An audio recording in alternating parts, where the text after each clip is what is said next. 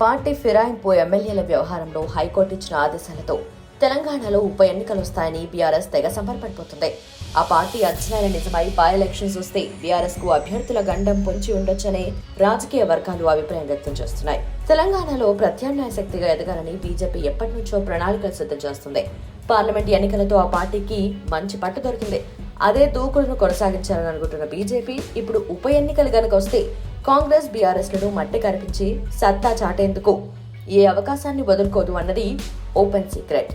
By elections జరిగితే కాంగ్రెస్ తరఫున అభ్యర్థులు ఎలాగో మారడు, కానీ బీఆర్ఎస్ నుంచి బీజేపీ అభ్యర్థులను ఆకర్షించే అవకాశాన్ని కొట్టిపారేలేం. మరోవైపు బీఆర్ఎస్ అధికారంలో లేదు. ఆ పార్టీ తరఫున గెలిచినా పెద్దగా ప్రయోజనం ఉండదు.